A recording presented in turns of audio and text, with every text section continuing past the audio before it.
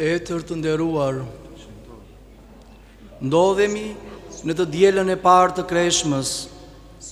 Këtë të diel, kisha feston triumfin e ortodoksisë, rivendosjen e ikonave dhe ripojimin e nderimit të duhur e të saktë të ikonave.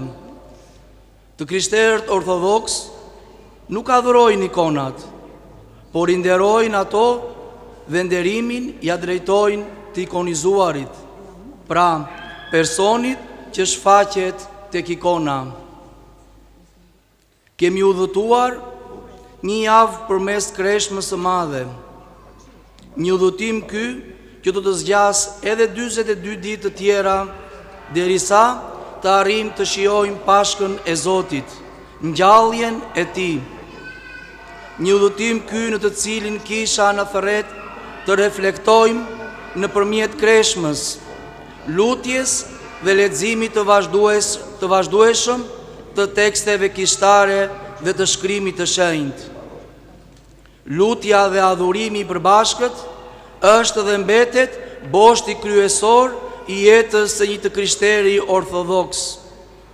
Këto na japin mundësinë që të njohim në mënyrë personale Mesian, Krishtin, Perëndi njeriun i cili u shfaq natyrës njerëzore, por dhe njeriut në tërësi, që t'i jap atij mundësinë të rigjej komunikimin e humbur me Perëndin triadik. Në pjesën e Ungjillit të sotëm na flitet për këtë zbulim hynor dhe na thuhet: Jesui shkoi në Galile dhe gjeti Filipin dhe i thot atij: eja pas meje.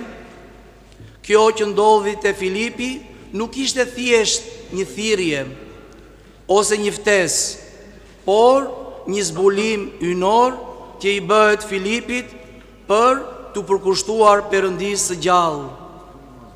Rendi Filipi me besim dhe përkushtim të plot ndaj thirrjes që Zoti ynë Jezu Krisht i bën atij personalisht. Dhe nuk ndalon aty Filipi, por në këtë zbulim që ju bë, ai fton edhe Nathanailin, që të vijë dhe ai e të dy së bashku të sodisin Jesuin, atë për të cilën shkrimet kishin profetizuar dhe profetët. Më pas kemi një dialog njerëzor që ndodh midis Nathanailit edhe Filipit.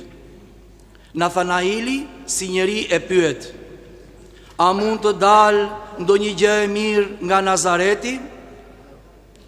Tashmë Filipi, ndaj zbulesës hynore që ishte bërë, nuk filloi të jap argumente për hynin e Jesuit, por e fton atë me frazën e njohur duke i thënë: eja edhe shi. Ky është zëri kishës që na thërret të gjithëve brenda saj.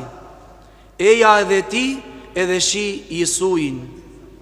Eja edhe ti e së bashku kemi për ta soditur atë. Eja edhe ti, tashmë tryeza është bërgati.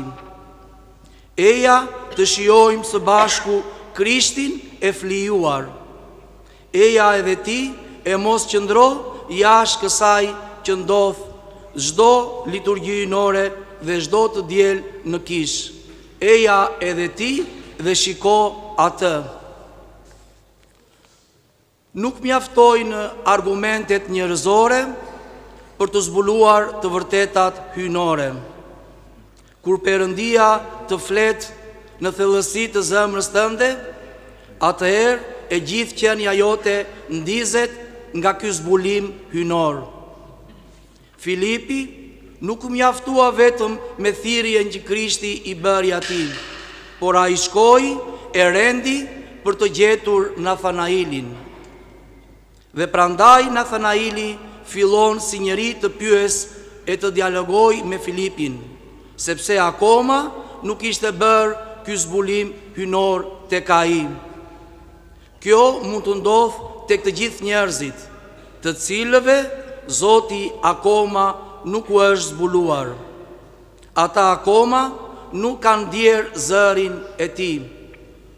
Nuk duhet të mërzitemi me të tjerët kur na pyesin, qoftë edhe nga kureshtja, se tek cili Perëndi besojmë dhe kush është ky Perëndi.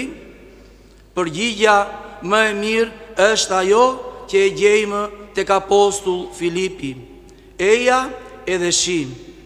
Vetëm kur të flas Zoti brenda zemrës tënde, ke për të kuptuar këtë thirrje hyjnore. Këtë gjë e shikojmë kur Nathanaili i afrohet Isuit dhe Isui i zbulon atij disa të fsheta duke i thënë: ja, një izraelit i vërtet, tek i cili nuk ka gënjeshtër. Nathanaili i përgjigjet Krishtit: nga më nje? Edhe Isui i përgjigjet: para se të thëriste Filipi, kur ishe në ndrurin e fikut, unë të pash. Tashmë ndodh tek Nathanaili zbulimi hyjnor, dhe apostull Nathanaili i përgjigjet duke pohuar: mësues, ti je biri i Perëndis, ti je mbreti i Izraelit. Isui i thot: sepse të pash dhe të thash këto të vërteta, prandaj më beson. Por do të shohësh akoma edhe më të mëdha se këto. Do të shihni qiellin e hapur dhe ëngjëjt e Perëndis duke u ngjitur dhe duke zbritur mbi të birin e njeriut. Nuk u deshën shumë argumenta për të besuar Nathanaili. Kur zemrën e njeriut e viziton hiri hyjnor, atëre nuk nevojiten shumë fjalë për të vërtetuar ekzistencën hyjnore. Kush është qëllimi i njeriut? Ekzistenca e përjetshme me Perëndin. Çfarë është ajo që e ndërpret këtë marrëdhënie? Mëkati. Dhe pasoja e tij është vdekja. Çfarë e rivendos përsëri këtë marrëdhënie? Njohja e mëkatit, pendimi, kthimi dhe tek burimi i ekzistencës hyjnore, do me thënë tek vetë Perëndia, burimi i jetës. Çfarë i nevojitet njeriut dhe e bën atë të përjetshme? Prezenca dhe ekzistenca e tij pranë përjetësisë. Për këtë arsye, kisha na jep mundësinë të kreshmojmë, e gjatë këtij udhëtimi të njohim dobësitë tona, të vim në vete e të pendohemi, e të marrim rrugën e kthimit për tek Ati ynë qiellor. Asnjë gjë brenda kishës nuk është rastësi. Hiri hyjnor dhe përkujdesja e tij ka frymëzuar etrit e kishës që t'i radhisin të gjitha për dobin ton shpirtërore. Të dashurit e mi, të mos ngurojmë ndaj thirrjes hyjnore, ndaj zërit të kishës.